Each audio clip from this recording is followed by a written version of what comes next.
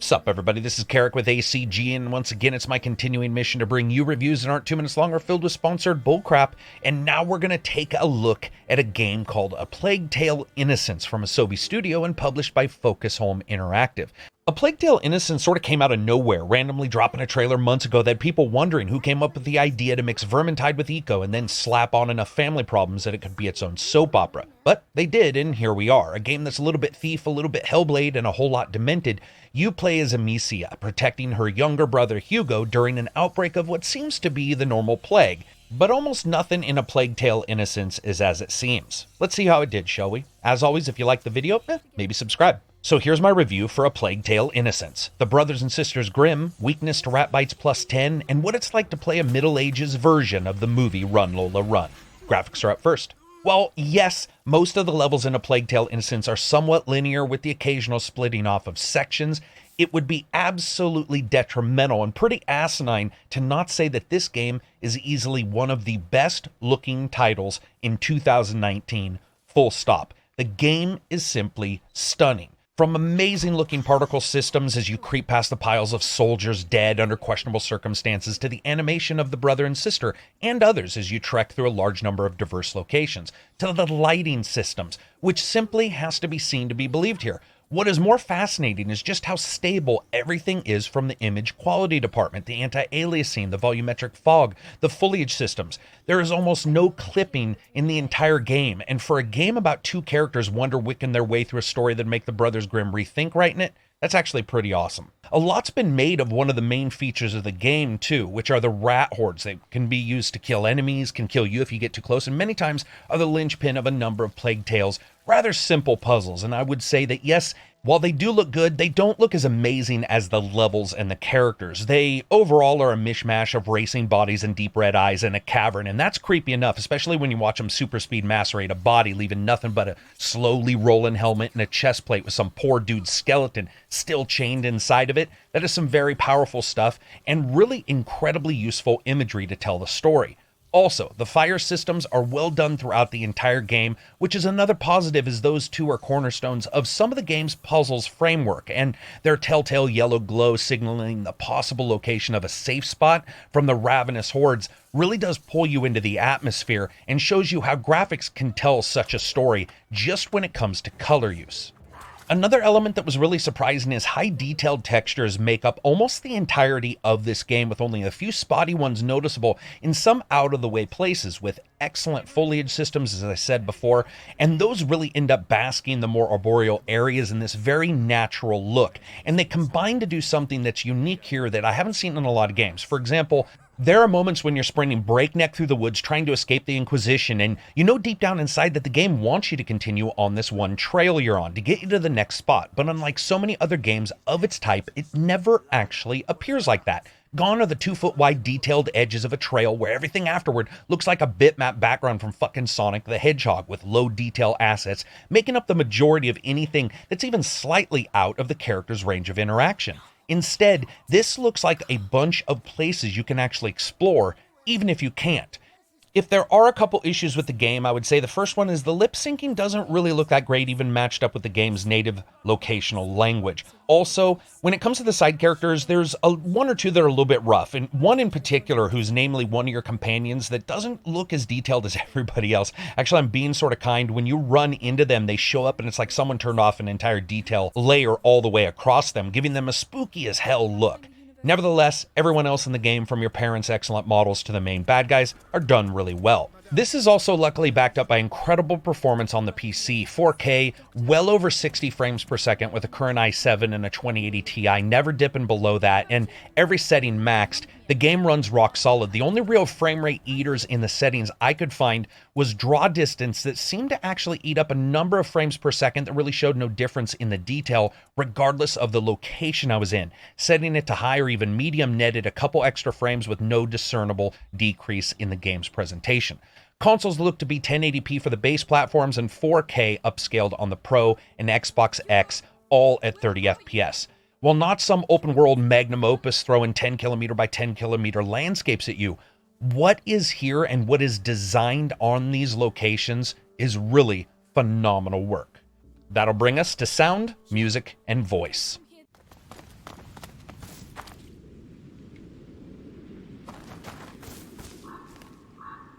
Father. You again. I told you to leave. Just a moment. You have no idea. Leave while you still can. Please. Someone has to help us. Do it for him at least. We can go now. It's too risky with Hugo. He's slower than us. There are bots over there. I could cross, make a diversion. Alone? Yes. You'd have more time. Why don't you quit talking and just fucking go? Oh, it's about time. Oh no. Hey, what are you doing? Sorry. We have to get out. Amicia! This way. Wow. Over there. That must be the university. All that light. I don't like this.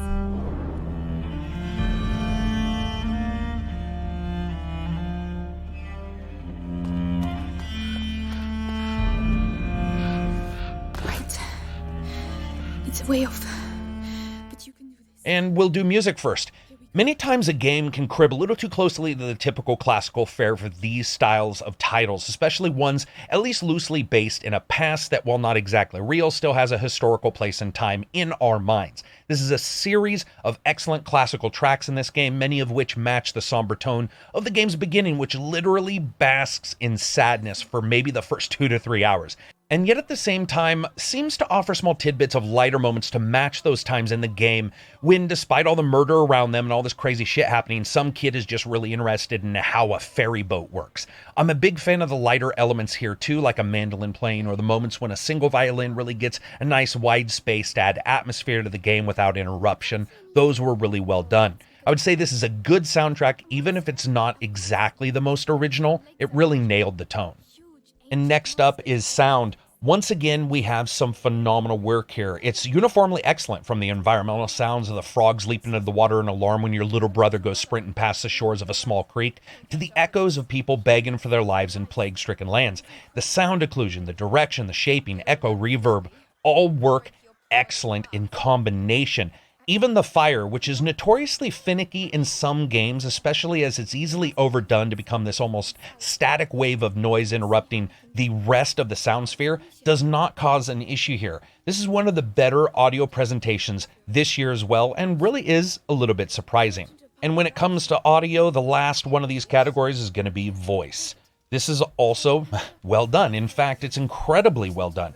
First, we've talked about God of War and everyone's opinion of how child actors can portray characters in games, as it's hard for anyone, let alone someone whose day prior was probably made up of sucking down 10 Capri Suns and talking about boogers for 45 minutes. Nevertheless, I was incredibly impressed with how everyone handled the voices here. Amicia and Hugo, and this excellent relationship they have that builds throughout the title, not only within the plot points themselves, but also vocally, with the sharp edges of each sort of naturally softening as the game continues, with no sign of the abrupt, okay, now we're best friends kind of moment we get in a lot of games when portraying siblings or teammates. The two mains play off each other really well, and as more people are added to the story, including monks and thieves and mass medieval versions of Revan from KOTOR and others, if I had any issue here, it's that the game relies on a number of moving puzzles, which results in discussions occurring during strenuous exercise. And I've talked about this before. The natural breathlessness that occurs in, let's say, Spider-Man, and in its many recorded versions of the same dialogue, depending on if Peter was swinging or if he was just walking along the street, are not done here. Instead, you get a number of slightly bothersome moments where a big gasp is here and there and a fake effort's applied. I'm not saying that they should have been required to do Turkish squats while they're doing the voice lines, but a bit more subtlety would have gone a long way. I was impressed by all of the audio facets of this title. And of course, that brings us to gameplay and a bit about the story. You play as Amicia, big sister to Hugo, in France in 1348, son and daughter of a noble and his highborn wife, and live in a somewhat idyllic life in the countryside of his estate. Now, quickly, the story takes a turn for the worse as you are introduced to the fact that not everything is perfect in the lives of the family, with Hugo being stricken by an unknown illness that, for reasons that slowly unfurl in the story, cause the Inquisition to come looking for you and him. Now, quickly, you're both on your own, and the game breaks out into a series of levels with a mix of light stealth, third-person light puzzling, and occasional action as you try to uncover the mystery of your family's legacy, as well as why half the countryside wants to see you dead and kidnap your little brother. Comparisons have been drawn to Tale of Two Sons as well as God of War, Thief, Hellblade, and others when it comes to Plague Tale Innocence, and I can certainly see the reasoning for each one of those, as well as Eco or Last Guardian. Really make no mistake though, Plague Tale can look brilliantly detailed and profoundly expansive at times, but for the most part, it's there to offer narrative and locational information, and instead any comparisons to games such as Thief or others should always have the term light used before each one of them. Is that bad? Actually think it's far from it when it comes to this game. I think that's its strength. Say what you want about Plague Tale, it does something that is very unique for a game in this genre right now. It doesn't uphold to the typical gamified tenets of bullet list bullshit we've seen in so many titles' announcement lists. No huge crafting system, just a couple. Not 1,000 items, just a couple. No skills other than your own. No massive world, just a gorgeous one that furthers the story and the plot. Moments of camaraderie and story building and working together do remind you of the best narrative beats of the best parts of God of War, while the stealth sections hinge a great deal on your frailty and using smarts and crafting items to get out of a situation, which easily brings up moments that feel like they were at least tangentially related to Thief. While the puzzle moments at times, both with you and your two mains as well as the other characters, can also feel like Tale of Two Sons, but really Plague Tale is all its own. For instance, it starts out as this lonely tale of two siblings sprinting away from what looks like certain death into, well, what also looks like certain death, only to later be joined by a couple others, and randomly, it starts to feel like some kind of Middle Ages Goonie adventure with many characters moving around and doing puzzles and discussing the worldview. And that was an absolute surprise to me. Then you're off on your own doing side levels as you try to help your friends and your family. And the game channels a lot of stealth games as well. And those comparisons, I think, are very easy. Is it as detailed as those? No, not at all. Don't get me wrong. You only have half a dozen or so various items to use, and there's not a lot of flexibility in their use versus Thief's, let's say, larger stable of skills and upgrades. As you go, you pick up skills that allow you to send rat hordes into fiery damnation by burning them, send them after others by tossing what's apparently a giant pile of human feces mixed with some kind of magic asteroid material at them. You can light torches on fire from afar. You can melt armored enemies' helmets so they remove them, so you can knock them the fuck out with a well-placed rock to the dome, and a couple others. It's not really particularly deep at all. They're more like dangerous moments versus really true puzzle elements. But what it does so well is its pacing. Most of the locations are not huge open areas, but instead more linear affairs chock full of environmental detail, so that when you enter the next area and there's some way you need to get through it, you can usually pick up on all of that naturally by looking around. That's why I think when it comes to comparisons, it really does come very close to Hellblade. I really think that Plague Tale knows exactly where its strengths lie, and that's an incredibly detailed and well-presented story that's married to what are usually linear locations, but they do their best to not look like that. It's through and through a journey game, make no mistakes. It's camaraderie among siblings, as well as a uniquely sad tale about the lives of people living in that time frame. The rat hordes that have been so prominent in the trailers, I'll just say that again, they aren't really puzzles as much as just exploratory ways in which you interact with different characters. There's a little bit of logic requirement to find the next path, but that's about it. It's not Tomb Raider style puzzles. The control is spot on throughout all of what you're doing, whether I was stealthing up behind some armored knight to put him to sleep with a suspicious concoction of chemicals I'd mixed up on a random table, to sprinting through plague-ridden cities.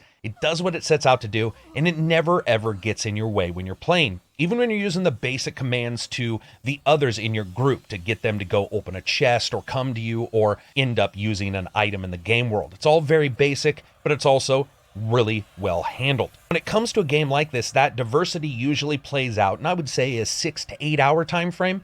Games are indeed getting shorter and shorter, and even the excellent experiences like Hellblade weren't exactly long. However, Plague Tale was almost 13 hours, which surprised me completely. I'm quite sure some people will skip some of the dialogue or find a quick way through a level, but the game isn't nearly as quick as I actually thought it would be. Throughout the game, I had 0 bugs and I had no crashes. And of course, all this is going to bring us to fun factor. You know, a game isn't fun like this in a hold on to your butts because we're dropping into enemy territory kind of way. In fact, most folks who don't like these kind of games probably aren't even this far in the review, which is fine. You have to like these kinds of titles and find enjoyment in them. If you do, the game is incredibly fun. The more discretionary level design, the absolutely insane amount of polish, mixed with a really lengthy story that's good, makes for a sense of immersion that few games get when it comes to story. Just look how many games we've talked about in the last couple months and said, the story was okay, or a bit weird, or delivered oddly. None of that actually happens here because the game never forgets that its main purpose is to tell you that story, to deliver that story about these two siblings and the mystery around them.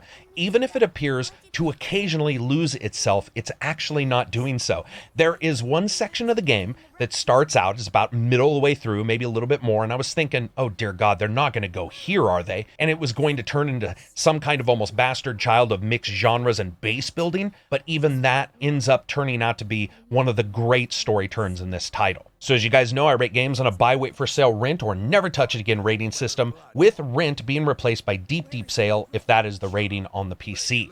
If you like these kind of games, this is well worth getting. It has a very long story, doesn't have a lot of replayability. There is some collectibles on each level that you could possibly get. But if you are a fan of this kind of game, this is a very, very long story-driven title with one of the best, most polished overall world presentations I have seen this year. Especially when right now you can get it for $39.99. It is at a more budget price, and I think for this kind of story, this kind of length, and exactly what they're doing, that's not really that bad at all, especially for the amount of enjoyment I got out of it. So anyway, that's it for me. I hope you guys liked the video. If you did, give it a thumbs up. If you didn't, give it a thumbs down. Check out Twitter or Facebook. You can follow me any of those places, and those links are in the description. And of course, you can become a patron on the Patreon website, and I gotta say how much that helps the channel. It helps me continue to give you guys reviews that aren't 2 minutes long or filled with sponsored bullcrap, because I end up buying a copy of every single game I get, even if the developer gives me a code, and you guys help that happen. We also have one of the best